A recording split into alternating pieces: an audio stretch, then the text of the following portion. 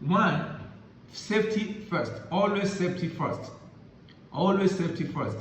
So you want to look at how safe the facility you are going to is. So you should look at independent reviews. Know what the people have said about themselves.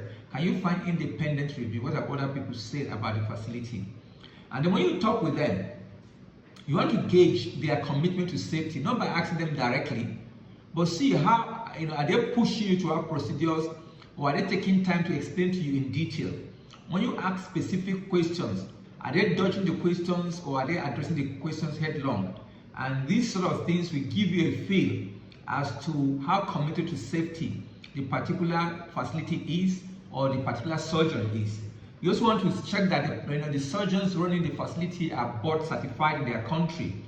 And then you want to look at years of experience. In the practice of medicine, and especially the practice of surgery, experience is very important. It's not just enough that somebody is trained. How much experience do they have? Because this is a situation in which there are a lot of complex factors to consider in taking a decision. And then also the hand skills and all that are very important. So experience is important. This is why in a lot of countries, for you to be certified according to practice year on year, you need to do a minimum of certain procedures, because experience is very important. So you want to look at the years of experience of the surgeon. And then you want to look at pricing versus expertise. Pricing versus expertise. If a procedure is so cheap that it sounds unbelievable, then it sounds too good to be true, then it's too good to be true. For example, somebody you contacted a facility, they said they're doing a procedure for $5,000. You consider another facility and say they are doing the same procedure for $3,000 or even lower than that. Then you should be suspect. Well, how come they're able to do it so cheap? Could it be that they are cutting corners? Or could it be that they don't have a confidence in their own expertise? That's why they are doing this procedure for you so cheap. Then it is good to do background check and do a lot of research.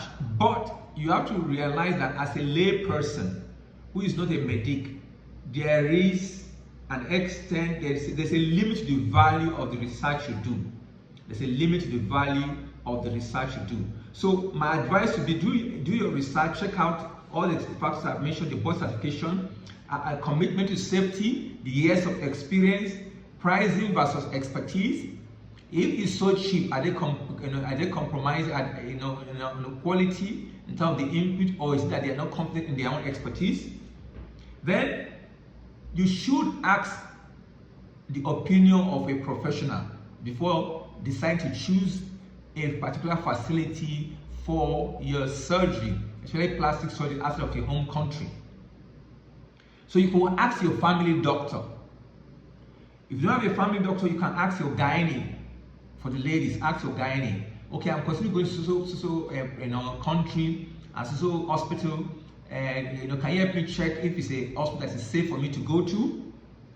Because there are certain decisions that a professional can make better than you and a lay person will make it.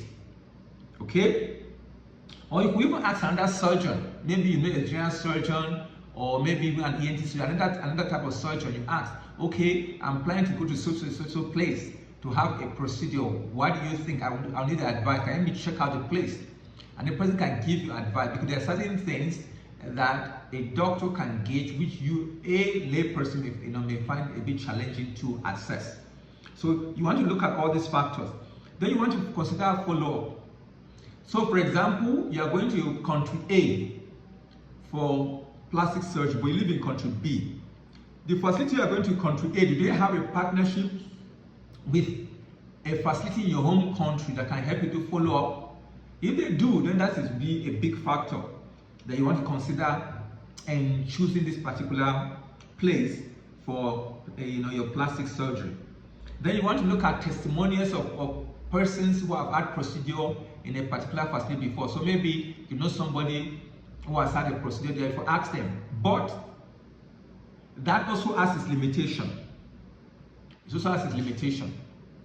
For example, if a facility has 50% complication rate, and that's which is extremely high, extremely high. And your particular friend was among the few that didn't have complications, then it becomes, even that person's testimonial becomes a bit not as helpful as it ought to be. So testimonials of persons who have had a procedure in a particular facility is important, but that also has a limit to its usefulness. Then you want to look at quality consistency, and you want to look at the country you are going to. You want to look at regulation. How good is regulation? How well regulated are the medical facilities in this country, in this particular country? So these are some factors you want to consider when you are thinking of plastic surgery outside of your home country. And the reason why this decision should be made carefully and not lightly is because there are challenges with having surgery, especially plastic surgery, outside of your home country. Because the places where people tend to go for medical tourism, as plastic surgery tourists, are countries where these procedures tend to be cheap. And there are certain issues, there are certain concerns when you have surgery outside of your home country. For example, how do you do follow-up? How do you have adequate post-operative care after your procedure, the care after your procedure? Then traveling, flying immediately after having your procedure, what are there are some concerns and dangers with that. And also, if there's a complication, how do you manage a complication? So these are real issues to be considered and concerns to look at. And there are certain red flags that people should watch out for when they decide to have a surgery outside of their home country. There are some red flags they should watch out for. Now I'm going to list some of these red flags. If a surgeon is very loud on social media, then maybe the person has deficiency in competence. This person has deficiency in competence. The person is very loud.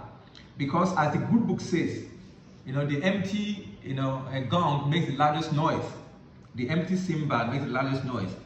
So, and sometimes when people are very loud on social media, partly is because they're not trusted by their other surgical colleagues or medical colleagues to refer patients to them. So they need to be extremely loud on social media to be able to get these patients.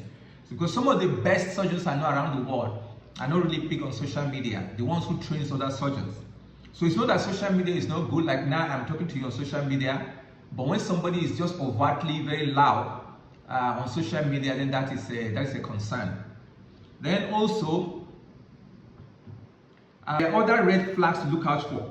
So you are contacting a particular facility for a procedure, but they are pressuring you to have other procedures, so they are urging you, repeatedly, add this procedure, add that procedure. Then at that point, you should be very careful. You should be very careful with those kind of facility. So a procedure you have not planned to do, you are being pressured or you are being encouraged unduly to do it, then that is a big concern, because it means that the revenue is more important to these people than your safety or your satisfaction.